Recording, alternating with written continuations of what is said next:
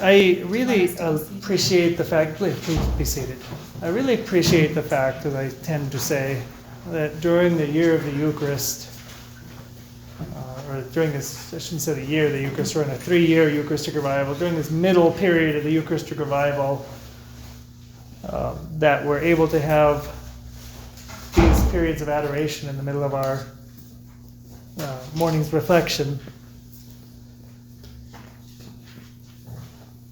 And everything that we were just talking about this morning, about the Eucharist being the center of unity, I think what better way than to be here with the Lord, the one who not only created us, who made us, but the Lord who gathers us together around himself. Him as the center from which our unity really derives.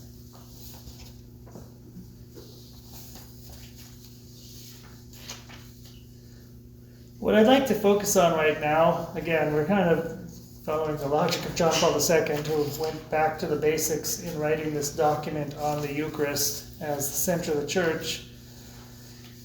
This morning's reflection, or this morning's meditation rather, is going to be from something that we hear all the time. I'm just going to take kind of the words of consecration from the Mass.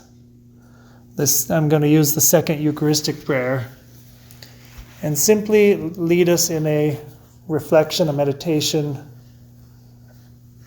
using these words. And then give us, obviously, some time of personal reflection. Hopefully I'll try to give us a bit of time just for our own personal prayer with the Lord.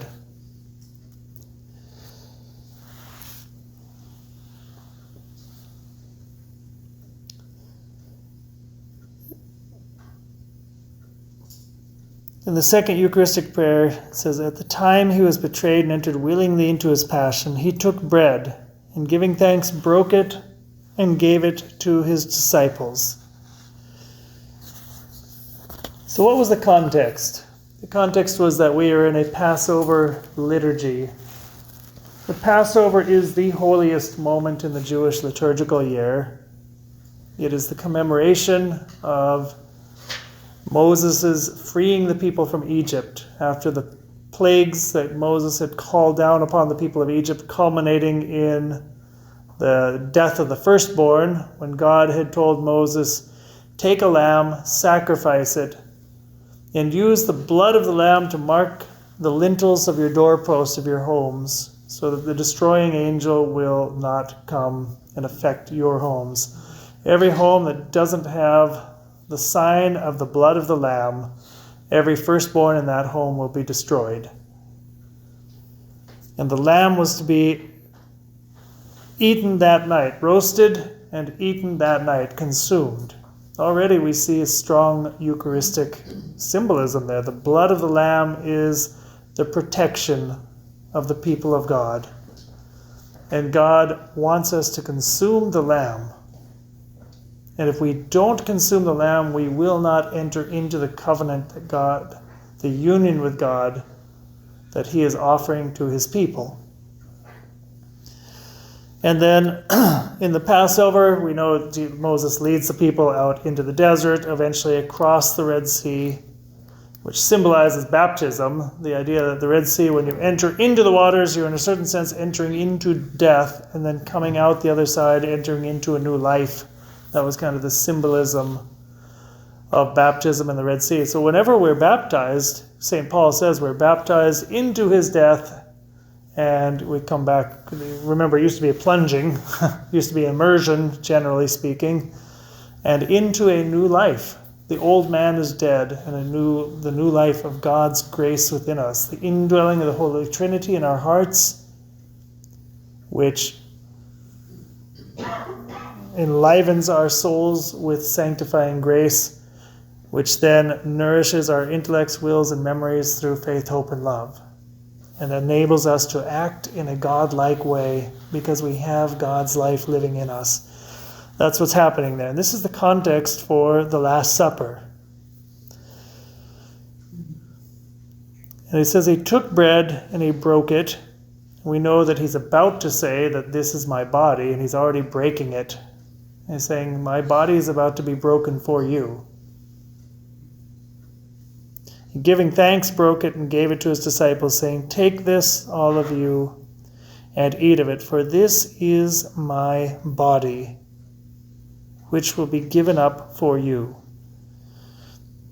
Earlier in John chapter 6, Christ had challenged the people by the Sea of Galilee. He said, unless you eat the flesh of the Son of Man and drink his blood, you have no life in you. And he challenged them a couple of different times. Every time they came back to him, said, you can't possibly mean this. And he said, yes, actually I do. And most of his disciples left him.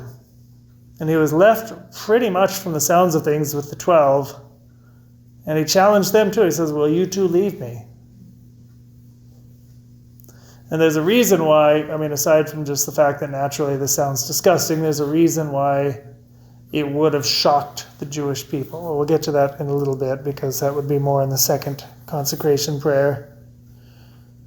But the words he uses, again, the Gospels were written in Greek, so to go to the quote-unquote original, we would have to go to the Greek. He says, this is my body. Now, Greek had two words for body. There's sarx, S-A-R-X, and soma. Sarx is kind of more like, this is my body with meat, like material body. Soma would imply kind of this is my, like more like your person.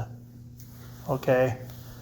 So when he uses the word soma, I believe, maybe I'm mixing the two up, I forget which is which actually, but whichever one he uses, the word he's using is implying not just simply, he's not just taking a piece of bread and saying, this isn't just bread, this is actually, human flesh.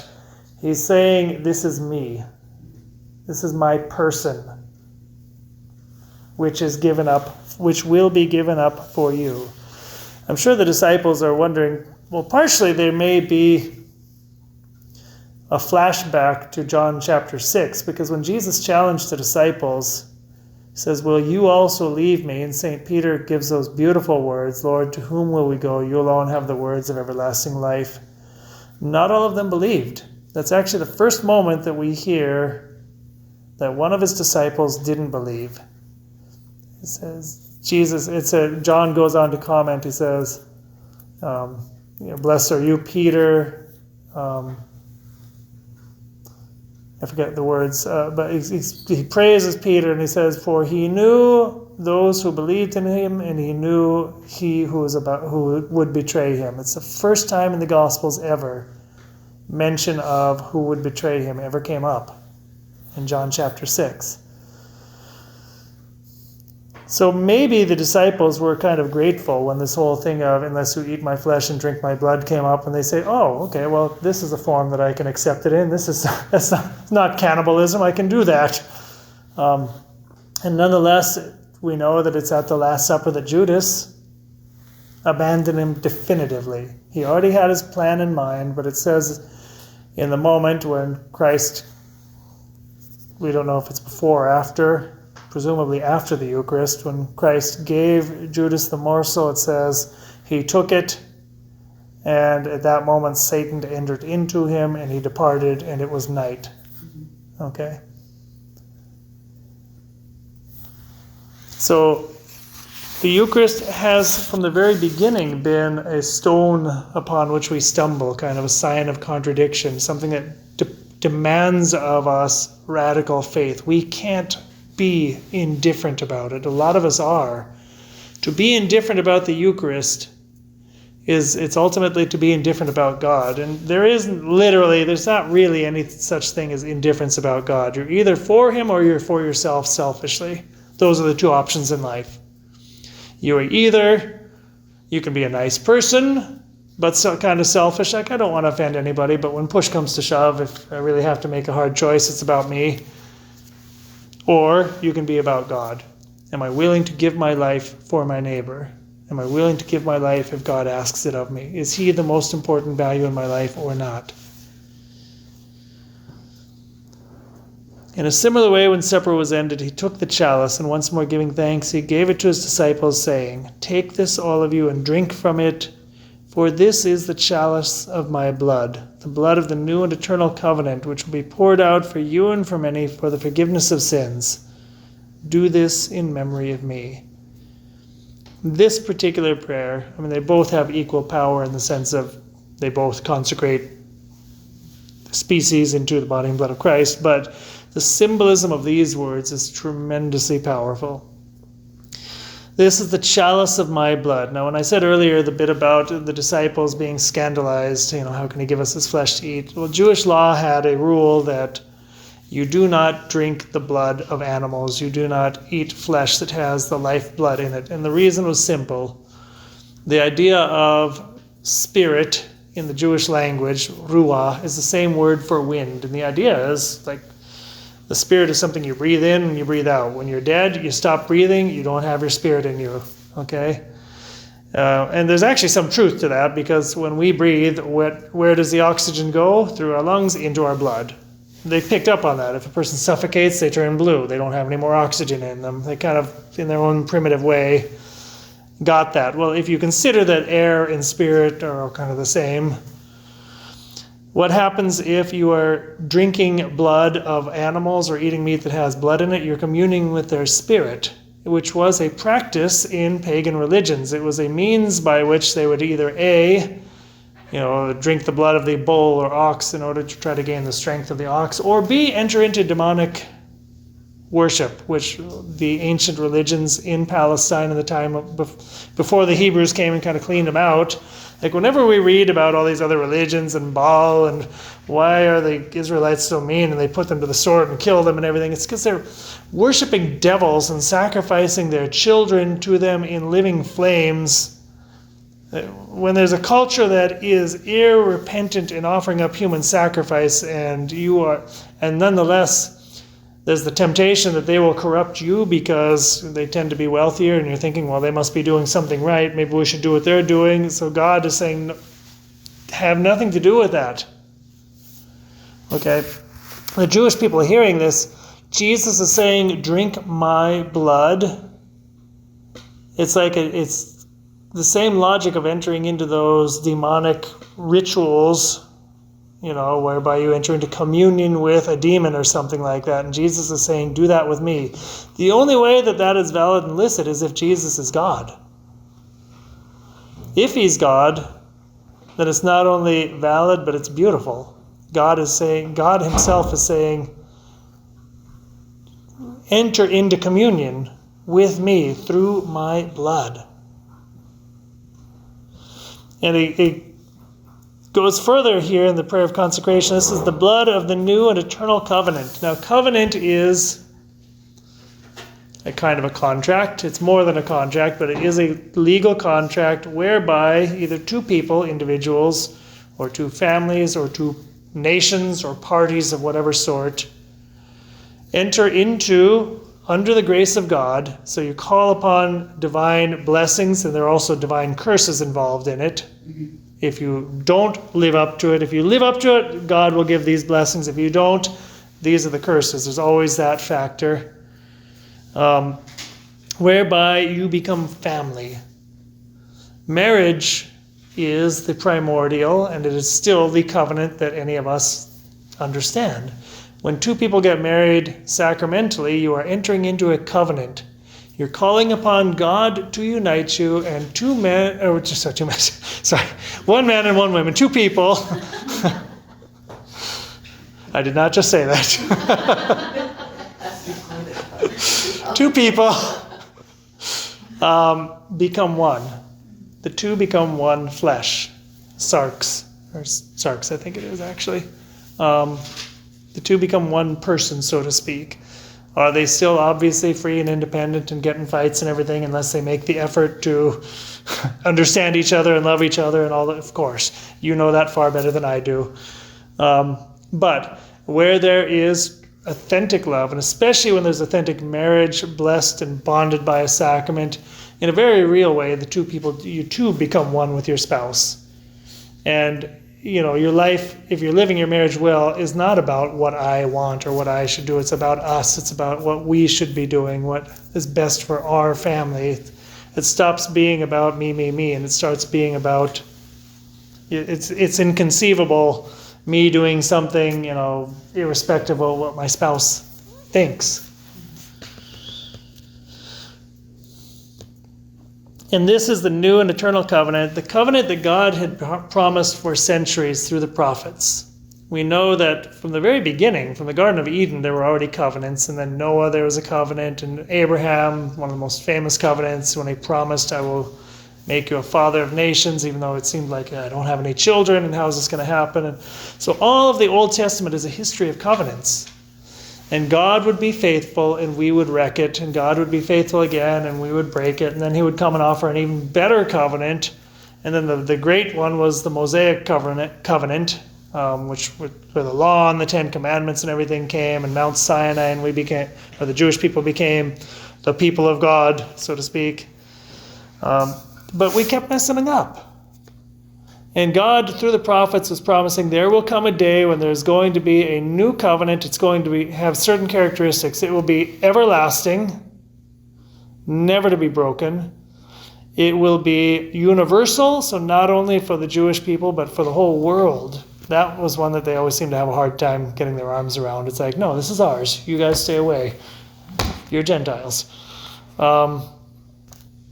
And it would be written in our hearts. It would no longer be in tablets of stone. It would be written in the human heart. And we would have no need of going around teaching each other, in a sense, the law of God, because it will dwell within us. These are the promises that the prophets in different moments throughout the books made of the new covenant. And in this moment, Jesus is saying, this is the blood of the new covenant. For there to be a covenant, there also needed to be shedding of blood. There was always a sacrifice of some form. And Jesus is saying, this is the sacrifice. This is the blood that's bringing about the covenant you have always wanted. Perfect communion with God, everlasting, that's open to all people, that will be written in human hearts. It will be poured out for you and for many. The word many can be, Pope Benedict spoke a lot about this in one of his books. Sometimes we say, you and for all, you and for many. What's the proper translation? Well, the literal translation is you and for many. The meaning, though, basically means simultaneously. It's not everybody in the sense that everyone's going to accept it. A lot of people say no, and a lot of people, unfortunately, go to hell. Truth. But the offer is there, and the redemption that Christ works is for all of history, all of humanity. From the beginning of time until the end, God's grace is available. And that's why there is redemption for people who don't even believe in Jesus, as long as they do the best they can and whatnot. He's not unjust. And there is the possibility of redemption for everybody. Do this in memory of me. Again, when he's saying do this in memory of me, it's not just saying do this and remember me when you do it. He's saying do it as a memorial. A memorial was a liturgical word for the Jewish people. When the Jews celebrate Passover today, it's a memorial, just like our Mass is a memorial. When the Jews celebrate Passover, you and I are not allowed, and it's not because they're mean. They shouldn't allow us to take part because we're not Jews. We're not part of that covenant. We can't. And when they celebrate the Passover, at least when they do it properly, they're entering into, in a certain sense, it's like a time machine where they go back in time and space to the Red Sea, to Sinai, to the original Passover, and they enter into that liturgically, and they receive God's grace and blessing through that Passover liturgy.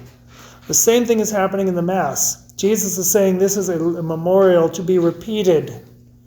And when we repeat the Eucharistic sacrifice, when we say we're entering into Jesus' crucifixion, death, and resurrection, it's not like he's doing it millions and billions of times over. It means that millions and billions of times over, we're entering the time machine and going back to the one sacrifice. And we're drawing from that over and over again. And he's making himself present to us constantly. And that's what a memorial is. The Mass is the memorial par excellence. And Jesus is saying, do this as memorial of me. And he's doing all of this because he says, I have made you because I wanted, in the beginning, the entire purpose for your existence. I didn't need to make any of you. God was perfectly happy in heaven when he was all by his lonesome. There were no angels, there were no saints, there was nothing. God was perfectly, absolutely happy. He needed nothing. But he decided once upon a time, wouldn't it be great if there was somebody to share this happiness with? And I didn't just in a certain sense, selfishly, even though he's never selfish because there's a Trinity, there's always three persons, but wouldn't it be great to have something and someone to share this with? So he chose to create us. And the only reason he created us was so that we could enter into communion with him and enjoy that happiness. And this is the gateway. And right now we have, how much time do we have? About 25 minutes. Is that right? No. No, what time? What What time should we be finishing? 12:30? 12. Oh, we have 15 minutes. We're not finishing at 12. We have 15 minutes then to spend with the Lord who offers himself this way. Father, Son, Holy Spirit.